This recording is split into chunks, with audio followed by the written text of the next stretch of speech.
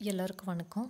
நம்ம இன்னைக்கு இந்தியாவிலேயே ரொம்ப ஹாட்டாக டிஸ்கஸ் பண்ணிகிட்ருக்க ஒரு டாபிக் EIA 2020 டிராஃப்ட் பற்றி பார்க்க போகிறோம். அதாவது இதில் சேஞ்சஸ் கொண்டு வந்தால் இந்தியாவுக்கு அழிவா, இது வந்துருச்சுன்னா இந்தியாவை யாராலையும் காப்பாற்ற முடியாது. இந்தியாவுக்கு எக்கனாமியும் முக்கியம், அதே மாதிரி நேச்சுரல் ரிசோர்ஸஸும் முக்கியம். இது ரெண்டையுமே நம்ம எதுக்காகவும் காம்ப்ரமைஸ் பண்ணிக்க முடியாது.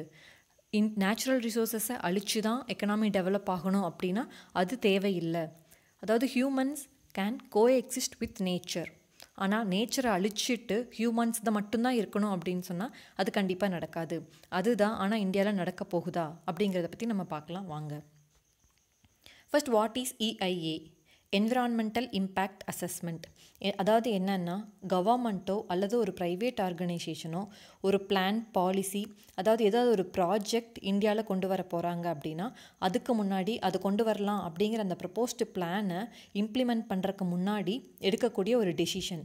அதாவது அதோட பாசிட்டிவ்ஸ் என்ன, நெகட்டிவ்ஸ் என்ன, அந்த ப்ராஜெக்ட் வரப்போகிற இடத்துக்கு சுற்றி இருக்க என்விரான்மெண்ட்டில் இருக்கக்கூடிய மக்களுக்கு நல்லதா கெட்டதா அப்படிங்கிறது தான் இந்த EIAயோட மெயின் ரீசன் இந்தியாவில் இருக்கிறதுக்கு. இது பப்ளிக் தான் இதில் ஒரு மேஜர் ரோல் ப்ளே பண்ணுறாங்க. கவர்மெண்ட் மட்டுமே டெசிஷன் எடுக்கிறது இல்லை, பப்ளிக், அதாவது நம்மள மாதிரி காமன் பீப்புள் தான் அதிகமாக இதில் டெசிஷன் மேக் பண்ணுறாங்க. இது உலகத்தில் இது வரைக்கும் 180 கண்ட்ரீஸில் இருக்குது. 180 கண்ட்ரீஸ் இதை ஃபாலோ பண்ணுறாங்க.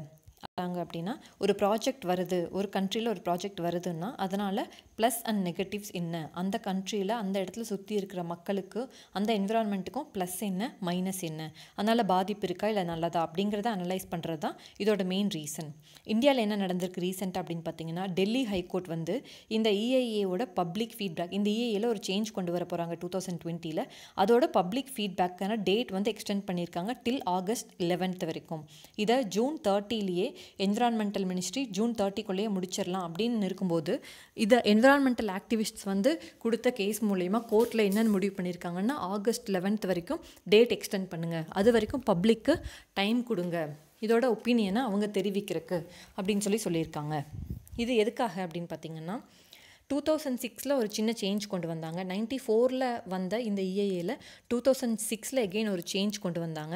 அது என்னன்னு பார்த்தீங்கன்னா, கவர்மெண்ட்க்கு ஃபஸ்ட்டு முன்னாடி 1994 2006 வரைக்கும் அவ்வளோக்கா இது செக் பண்ணல, ஈஸியாக எல்லா கம்பெனியும் டிக் வாங்கிட்டு அவங்களோட ப்ராஜெக்டை இந்தியாவில் ஸ்டார்ட் பண்ணாங்க. ஆனால் 2016 அப்புறம் கொஞ்சம் சேஞ்சஸ் கொண்டு வந்தாங்க.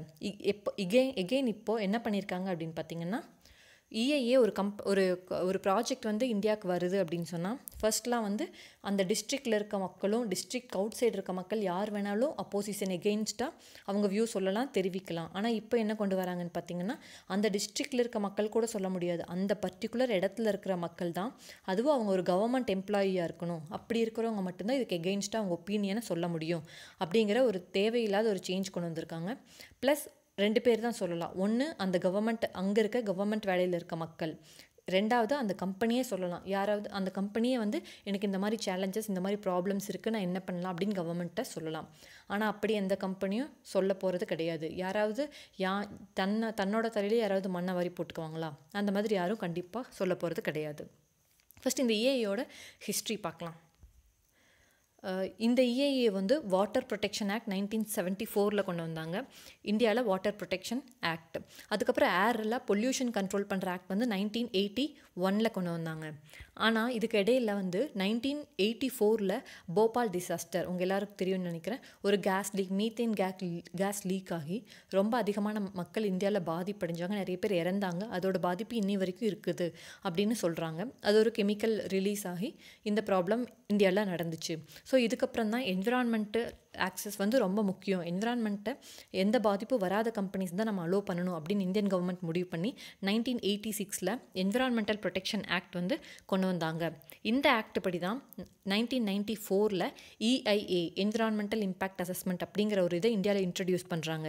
எதுக்காக அப்படின்னா, ஒரு கம்பெனி இந்தியாவில் வராங்க அப்படின்னா அவங்க இந்தியாவோட என்விரான்மெண்ட்டை ஆக்சஸ் பண்ணுறதுக்கும் அதை யூஸ் பண்ணிக்கிறதுக்கும், அப்படி யூஸ் பண்ணாங்கன்னா பப்ளிக்கோ அடுத்த என்விரான்மெண்ட்டுக்கோ ஏதாச்சும் பொல்யூஷன் கிரியேட் பண்ணுறாங்களா, நேச்சுரல் ரிசோர்ஸஸ்க்கு ஏதாவது பொல்யூஷன் வருதா அந்த கம்பெனினால் அப்படிங்கிறத ரெகுலேட் பண்ணுற ஒரு லீகல் ஃப்ரேம் ஒர்க் தான் வந்து இந்த இஐஏ.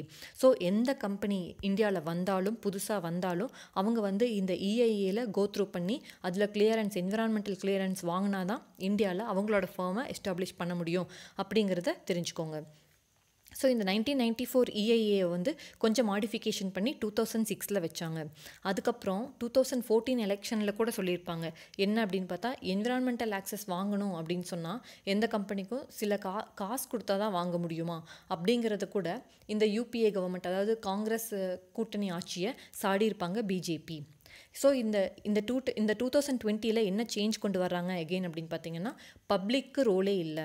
இதுக்கு முன்னாடி வரைக்கும் பப்ளிக்கோட ஒரு இது முடியாது அப்படின்னு சொன்னால் உடனே அதை கவர்மெண்ட் கன்சிடர் பண்ணுவாங்க. ஆனால் இனிமேல் பப்ளிக்கு எதிர்ப்பு தெரிவிக்கிற உரிமை கூட கிடையாது அப்படின்னு சொல்ல போகிறாங்க இந்த 2020 மூலமாக.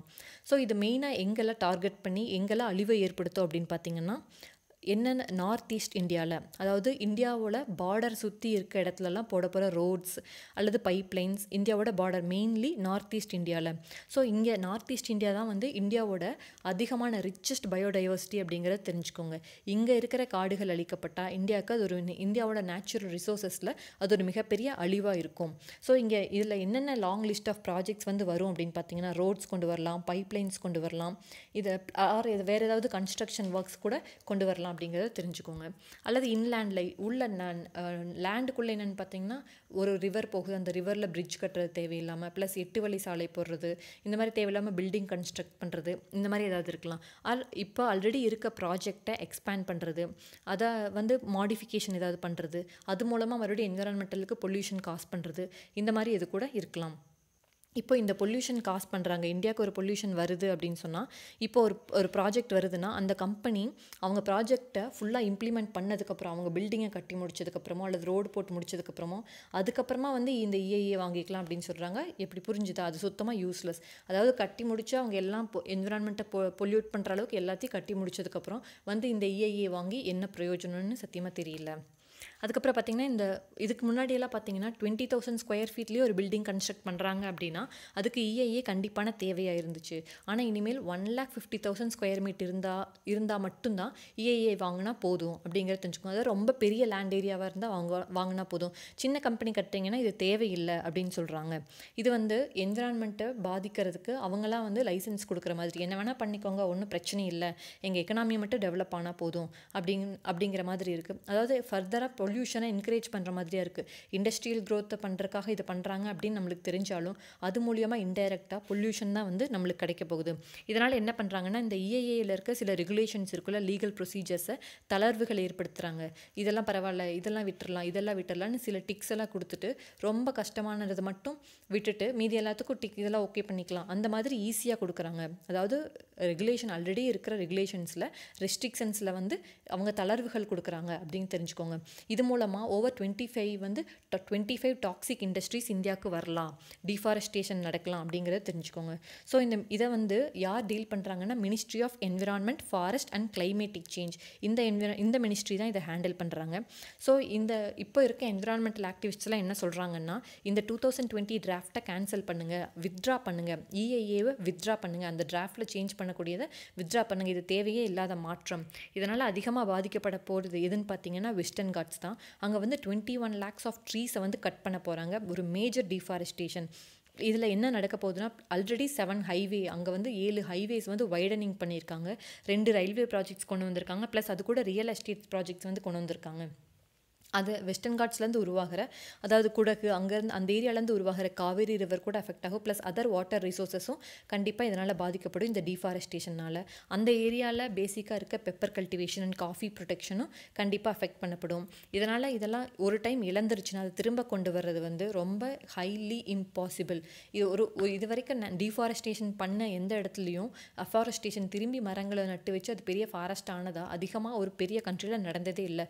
இந்தியாவில் நம்மளோட ப்ளஸ்ஸே வந்து நம்மளோட நேச்சுரல் ரிசோர்ஸஸ் தான். அதை பாதிக்கிற வகையில் நம்ம எந்த கம்பெனியை எந்த ப்ராஜெக்டை அலோவ் பண்ணாலும் கடைசியில் இன்றைக்கி நம்ம சாப்பாடு சாப்பிட்றோம், இன்றைக்கி நம்ம நிம்மதியாக இருக்கோம், நம்ம குழந்தைங்களுக்கு அந்த எதிர்காலம் சிறப்பான எதிர்காலம் கிடைக்குமா அப்படிங்கிறது ஒரு கேள்விக்குறி தான். நம்ம எதிர்காலமே ஒரு கேள்விக்குறி தான் அப்படிங்கிறத நீங்கள் தெரிஞ்சுக்கோங்க. இந்த இதெல்லாம் நம்ம அலோவ் பண்ணோம் நம்ம கண்ட்ரியில் அப்படின்னு பார்த்தீங்கன்னா நம்ம நாடே பாலைவனமாகக்கூடிய வாய்ப்பு இருக்குது. ஆல்ரெடி நம்மளுக்கு வந்து ஃபெமைன் வருது, பஞ்சம். அப்படி இல்லை அப்படின்னா நார்த் ஈஸ்டர்ன் ஸ்டேட்ஸ்லாம் பார்த்தீங்கன்னா ஃபுல்லாக வெள்ளம். இந்த ரெண்டில் ஏதாவது ஒன்று மாறி மாறி நடந்துட்டு ஆல்ரெடி நம்ம அதிகமாக பாதிக்கப்பட்டுட்டு தான் இருக்கோம்.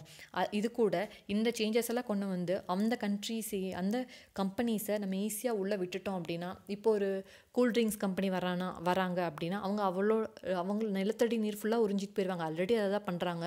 இதில் இந்த சேஞ்சஸ் எல்லாம் நம்ம அலோவ் பண்ணிட்டோம் அப்படின்னு சொன்னால் அவங்களுக்கு ரொம்ப வசதியாக போயிடும். யாரும் பதில் சொல்ல தேவையே இல்லை. நம்மளோட நேச்சுரல் ரிசோர்ஸஸ் ஈஸியாக சுரண்டப்படும். எக்ஸ்ப்ளாய்டேஷன் அது வந்து ரொம்ப தப்பு நம்ம கண்ட்ரிக்கு.